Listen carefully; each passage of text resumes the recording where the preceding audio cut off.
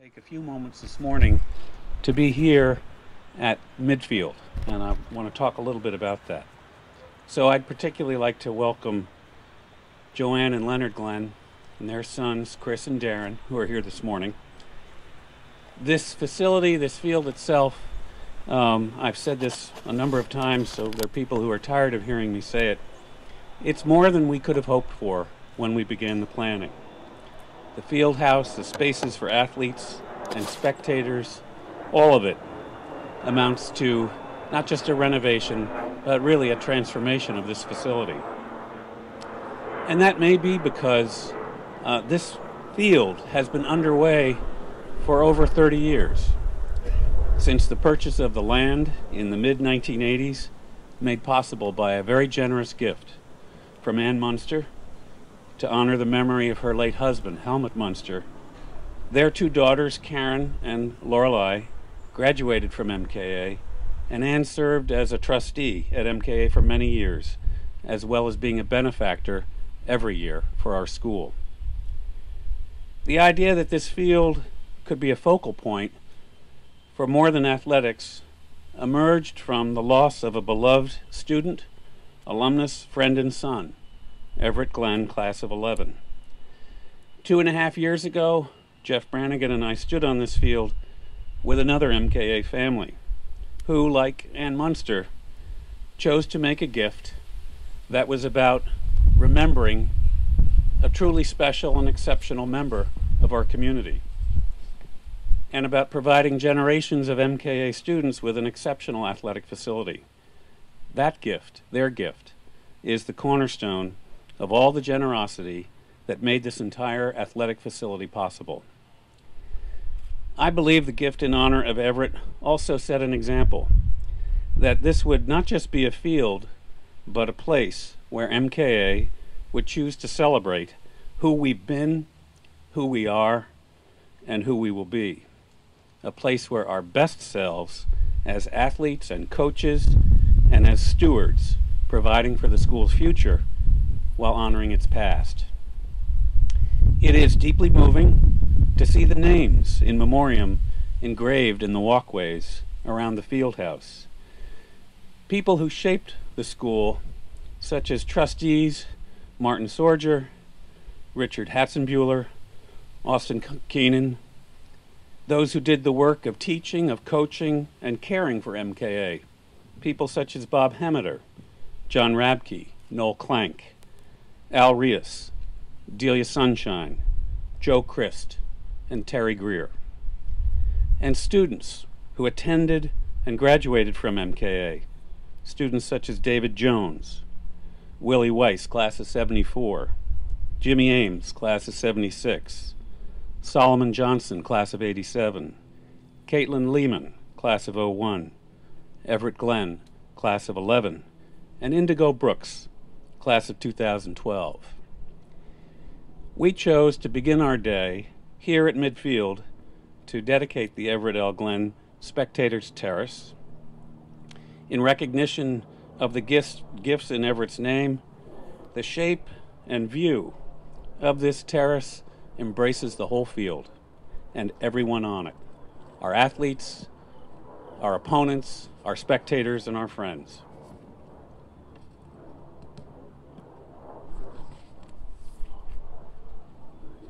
It's a remembrance of Everett, home and away.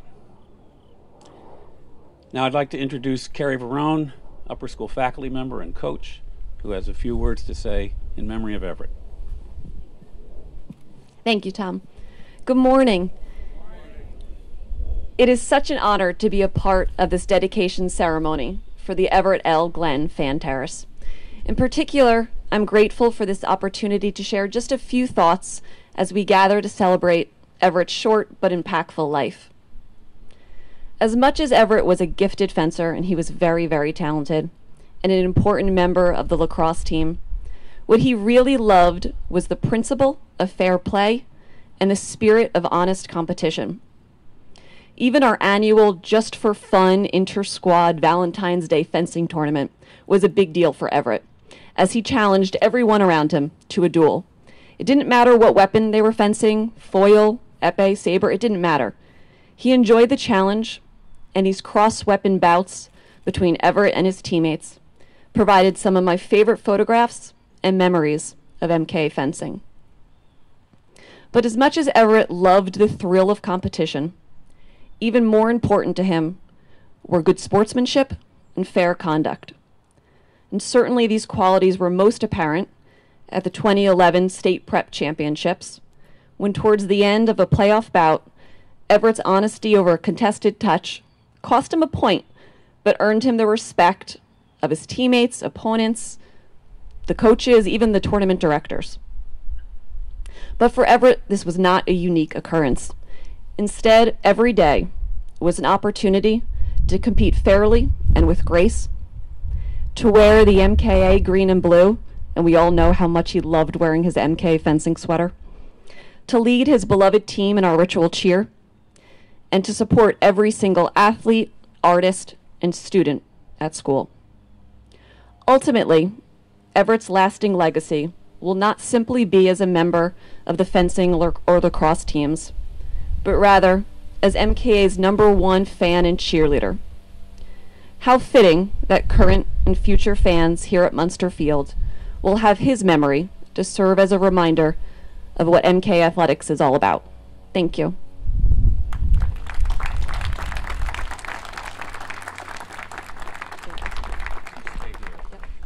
So if I could ask the Glenn family if they would come up, and our ribbon holders, which includes Carrie Verone, Todd Smith, and Paul Edwards, if you would come up. And I come down here and stand by the sign.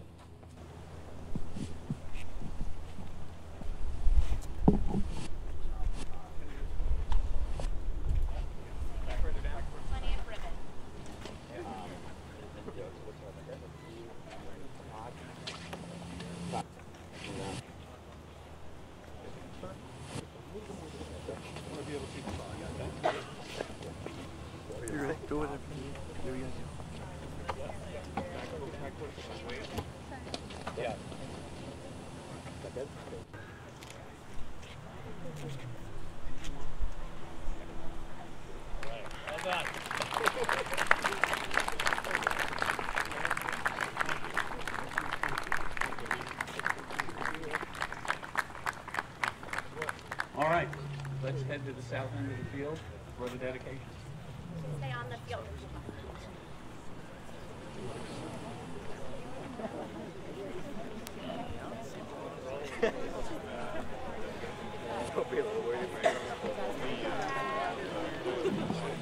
All right, let's head to the south end of the field for the dedication.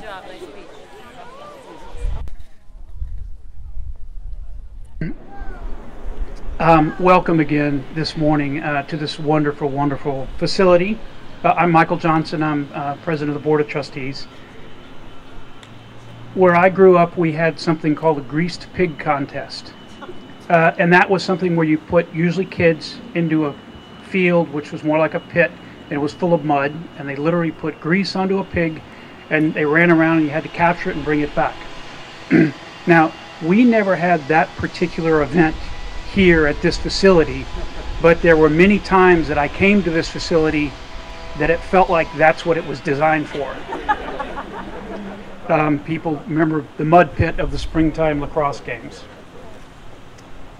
Now what we have here is a professional grade facility that will be here for our student athletes for decades to come. I want to thank some of the people that were involved in putting this together. First, Rich Sunshine. Rich who makes the impossible possible for things like this. Tom Namick for his undying support for the school and for athletics at the school. Jeff Brannigan, whose passion and organization really drove the fundraising and a lot of the things that made this project happen. So thank you, Jeff. And Todd Smith and Inju King, Director and Assistant Director of Athletics, and to all of the coaching staff. I know Coach Edwards is here as well. Thank you to all of you. And also to our student athletes. I see today some alumni student athletes and some current student athletes. You make us proud. You do things on these fields that create memories and they create bonds in our community that last forever. And in terms of the many other supporters of the project, I would really ask any of you to spend a few minutes reading the plaque behind me that lists many of the people that supported this. And so I'm just going to name a few, but there are many, many. And if I don't call your name, please remember that we appreciate your support deeply. But I want to single out a few. John and Patty Strain, really who had the original vision to put this field into its proper situation. We thought it was impossible for a long time to get permits and to get funding to get this done. And they were a driving force to say we can have it done. And they were involved from beginning to end with even some of the details of the construction. And then secondly, to Ken Barrett, who gracefully took on the role of the chair of the athletics committee of the Future Forward campaign and worked hard to bring this together. And then of course Eric Pye. Eric is the chair of the overall campaign, Future Forward campaign. So could you please just join me in thanking those people?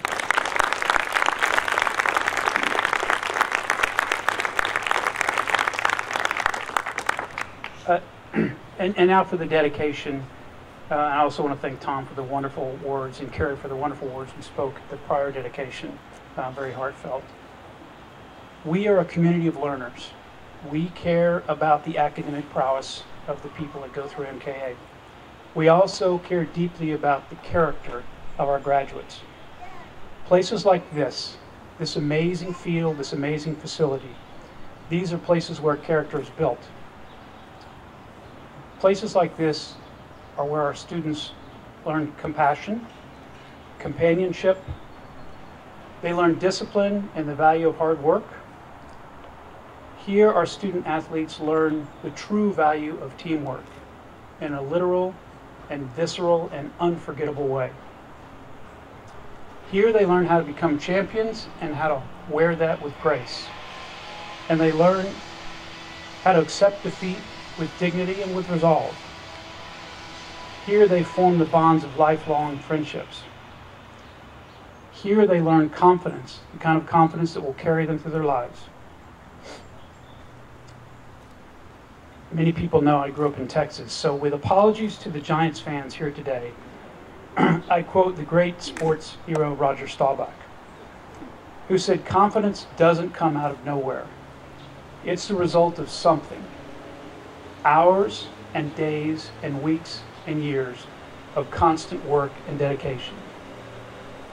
So we dedicate this facility to our student athletes, to the confidence and the character they will build here, to the hours and days and weeks and years that this fine facility will provide for them and for us. Thank you.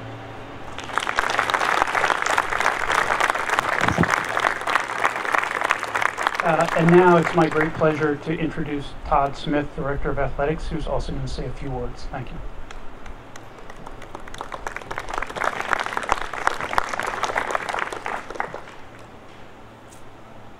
Good morning, everyone. It's an honor to be standing in front of you on such a picture-perfect day at one of the best, if not the best, high school athletic facilities in the state of New Jersey. I'm especially honored to speak in front of you on such a beautiful morning where we remember a good friend of mine, Everett Glenn, a fellow MK Cougar and Lafayette Leopard, who I will never forget. To begin, I would like to thank the MK Board of Trustees under the guidance and leadership of our board president, Michael Johnson, and the board's ongoing positive relationship with our administration to bring out the very best from each other, and more importantly, the very best of what MK is and can be. I would like to personally thank Tim Bozick and John Strain for their commitment to MK, and specifically MK Athletics, and working alongside me for countless hours as we developed MK's athletic strategic plan and developed our dashboard for athletics. Tim and John served as co-chairs of these two respective committees, made up of trustees, alums, administrators, and coaches, and together we took a thorough and keen inside look at the current state of athletics and facilities and decided that wheeling out a scoreboard and plugging it into the hillside of Scott Cronus's house wasn't good enough for our student athletes. Needed projects such as the Muenster Field renovation and field house would not have become a reality without the groundwork laid by these two gentlemen. These two respective committees were able to set the bar for not only where we wanted to be in 1 year's time, but where we wanted to be in 5 years and even 10 years. And finally, to Mr. Namick and MK's administration, faculty, and staff for your support and belief in providing our students with a healthy and vibrant life outside the classroom, and understanding how important of a role interscholastic athletics plays in our students' daily lives. Muenster Field and our new field house gives coaches such as Lee Short, Inju King, and Paul Edwards a place to call home and a place to build teams in the sports they love. A home where past, present, and future MK student athletes can train hard, play hard, and most importantly, have fun, creating lasting memories that will last a lifetime. When I walk along the engraved pavers on the Fieldhouse Terrace behind me, I see past and present names of athletes who wore or wear our jerseys and school crests with pride and dignity. Athletes who left it all in the field, and when I look at their names, visions of them playing here or on Van Brunt Field are still extraordinarily vivid. I see names of coaches, past and present, who spent years working with their beloved athletes and teams day in and day out. Coaches who adopted 20 to 30 kids each fall or spring to help them be the very best they could be, both on the field, in the classroom, and within our community. I see names of past and present parents who spent countless hours driving to practices and to away games, sitting in the rain, cheering on their sons and daughters, and being just as proud of their respective team and this great school as the athletes themselves. And most of all, I see the hard work and efforts of Jeff Brannigan and the development office team who had a vision to make this legacy pathway a reality. Cougarville now has our very own Hollywood Walk of Fame, so to speak. But rather than embedded handprints, it is filled with love, pride, dignity, tradition, and cherished memories for alums, parents, coaches, and a school and athletic program that we all take tremendous pride being a part of. Thank you, and I hope everyone enjoys this year's Homecoming Games events.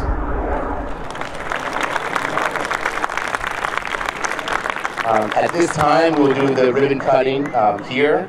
I would ask that Mr. Namick, Associate Senior Director of Athletics Patty Sullivan, Assistant Director of Athletics Inju Han, middle school coaches Kenny Smith and Elise Short, and CFO and Business Manager Rich Sunshine come forward, along with our ribbon cutters Michael Johnson and Eric Pye.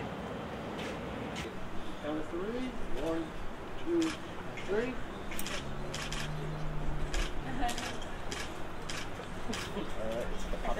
Thank you. All right. Finish it. Yeah. Yeah. I didn't see that.